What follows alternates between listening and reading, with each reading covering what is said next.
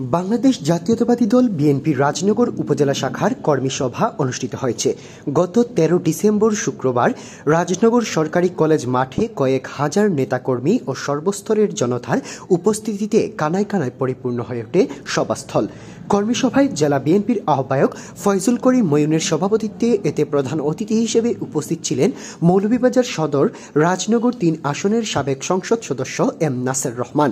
বিশেষ অতিথিবৃন্দদের মধ্যে উপস্থিত ছিলেন জেলা বিএনপির সাবেক সাধারণ সম্পাদক মিজানুর রহমান ভিপি মিজান, বিএনপির জাতীয় নির্বাহী কমিটির সদস্য ফয়সাল আহমদ চৌধুরী, জেলা বিএনপির আহ্বায়ক কমিটির সদস্য অ্যাডভোকেট আবেদ রাজা, Muazzem Hossain মাতুক, M A Mukid, Mohammad হেলুমিয়া, Ashiq Musharraf, Fakhrul Islam, Bakshi Misbaur Rahman, Matin box, Mohammad Abdur Rahim Ripon, Monowar Ahmad Rahman, Anisuzzaman বায়েস, স্বাগত কিশোর দাস চৌধুরী, মাহমুদুর রহমান, আশরাফুজ্জামান খান নাহাজ, দুরুদ আহমদ, যুক্তরাজ্য স্বেচ্ছাসেবক দলের নেতা জিয়াউর রহমান জিয়া সহ আরও অনেকেই।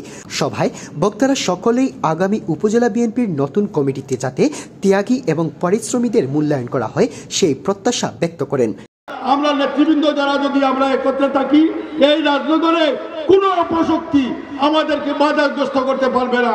আপনারা সকলে একত্রিত থাকবেন। ধন্যবাদ সকলকে। আপনাদের যোগ্যতা, সেই যোগ্যতার মধ্য দিয়ে আপনাদের নেতৃত্বের মাপকাঠি বিবেচনা হবে। বিগত দিনে কারা ছিলেন আন্দোলন সংগ্রামে, কারা সাংগঠনিক কাজ করেছেন, কারা ফ্যাসিবাদের বিরুদ্ধে লড়ছেন, তাদেরকে প্রথম মূল্যায়ন করা হবে।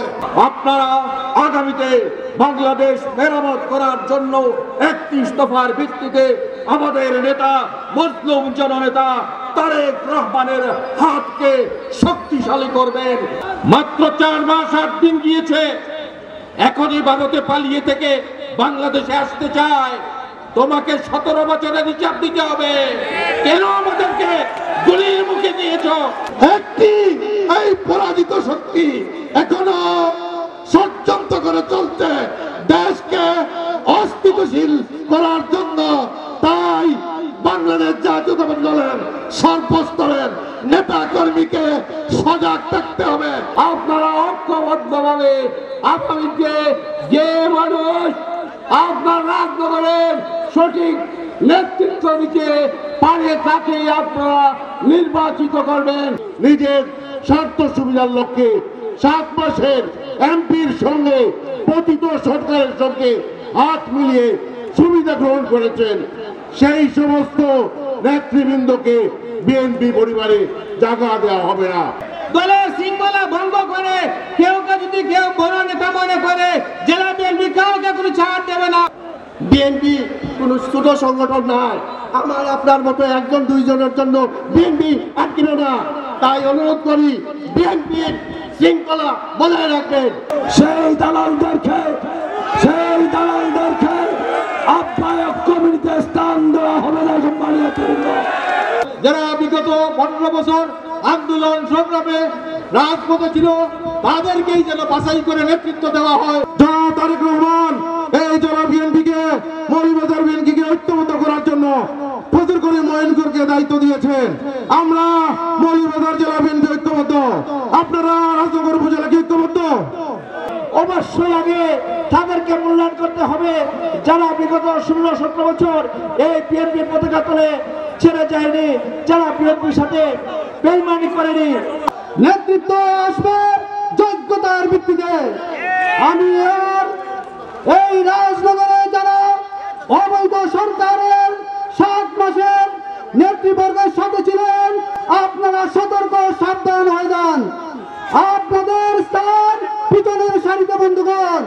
তো রাজনগর থানা বিএনপি এত শক্ত এবং অটুট ঐক্যবদ্ধ, যেটার প্রমাণ আজকে পাওয়া গেল। কিন্তু আমরা সবাই কিন্তু এক জায়গাতেই আছি। জনাব তারেক রহমানের নির্দেশ অমান্য করা যাবে না।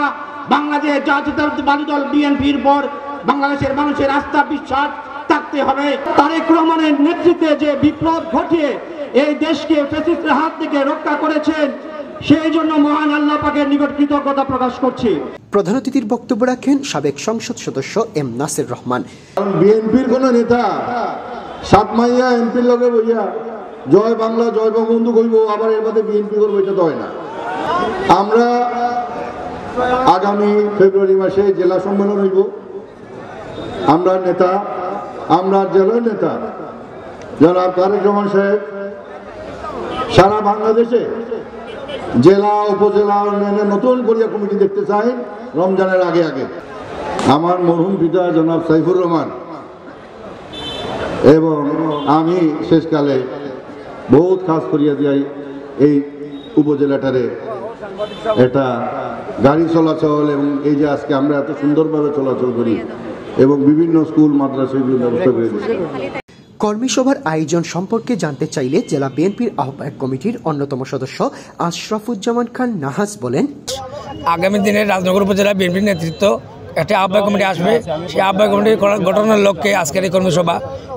আহ্বায়ক কমিটিতে আজকে অনেক সিভি জমা দিয়েছেন।